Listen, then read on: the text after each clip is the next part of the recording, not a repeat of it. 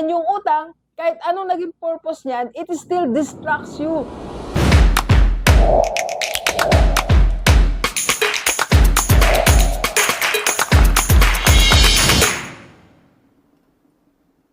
Okay, balik tayo sa mga 50 years old. Ito yung mga dapat na hindi mo dapat gawin pag tungtong mo ng 50 years old. Once na nakatungtong ka na sa 50 years old, 50, in your 50s, huwag mo na itong gawin. Okay? Let's go, let's go. Simulan na natin agad. Ito yung tinatawag nating not sure zone. Hindi tayo sigurado. Alright? Dok, sabi mo, di ba, mag-try tayo ng iba.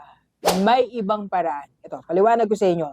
Huwag tayong umutang ng malaki para lang dito. Sa hindi tayo sure. Para lang magnegosyo tayo. Para lang sumubok mabuhay sa ibang lugar. Para lang subukan yung partnership na to.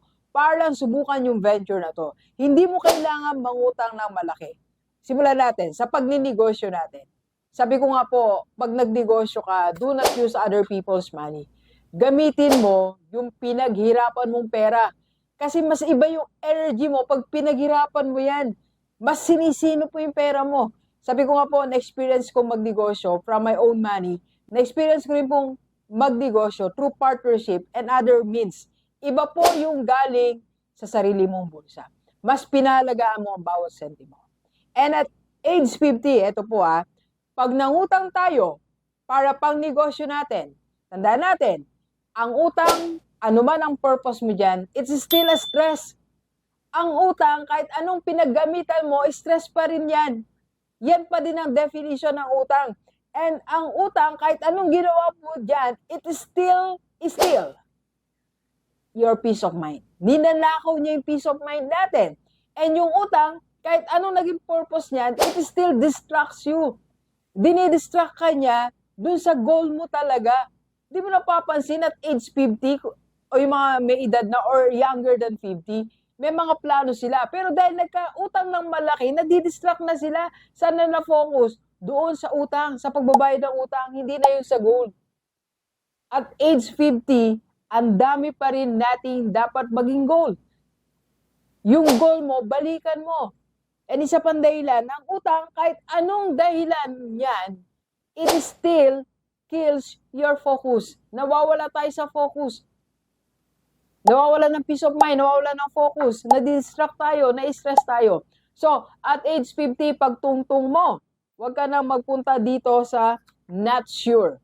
Mag-ipon ka ng pangnegosyo mo. Kung gusto mong kumita, maraming opportunity, lesser ang puhunan or halos wala ng puhunan. Sabi ko nga po sa mga edad 50, you can join my community. Kung gusto mo talaga magkaroon ka ng other source of income, madagdagan income mo, we can help you sa IMG Rockstar Community. Or gusto mo mag-sideline ka as marketing and sales agents natin sa Rockstar Seminar and Coaching. PM mo lang ako sa personal FB ko. Yan po personal FB. Alright? And second po, eto. Pero bago yan, magkape muna tayo. Kape po tayo, Delivers.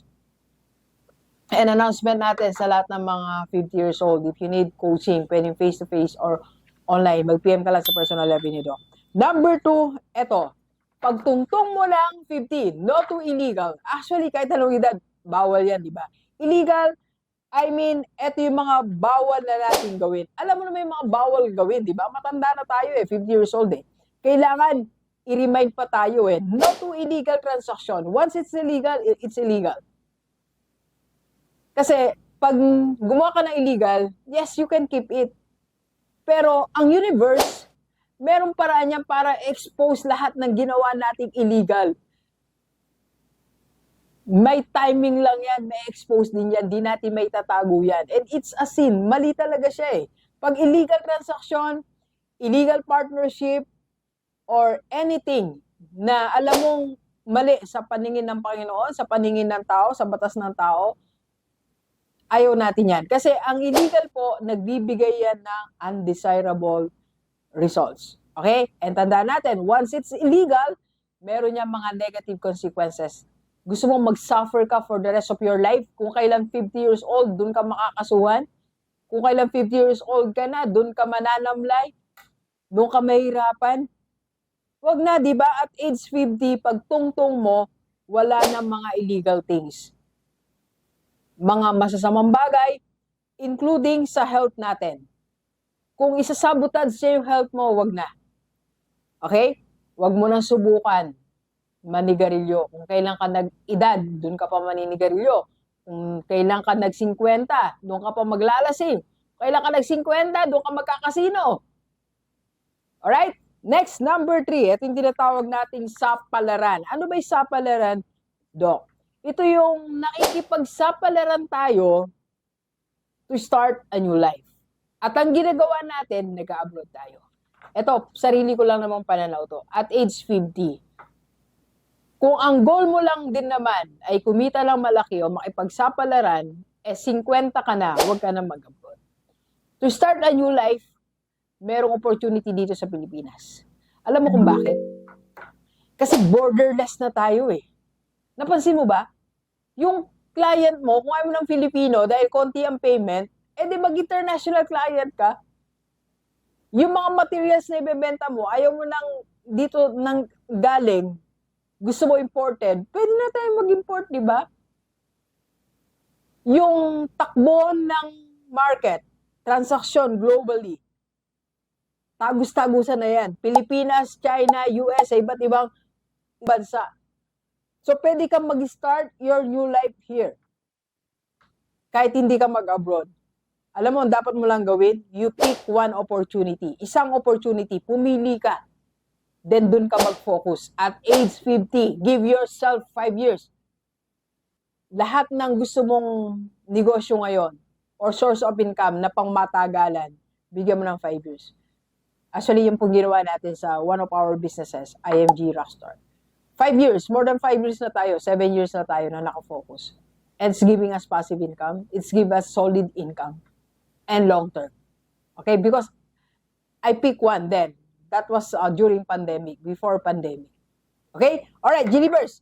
Tuloy tayo. And pagtuntong mo ng 50, huwag ka na magsayang ng pera. Marami kasi tayong sinasayang na pera. Ano ba yung mga sinasayang natin pera? Sobrang luho natin. Siguro naman kung 30s ka pa lang, your 30s, nagluho ka na.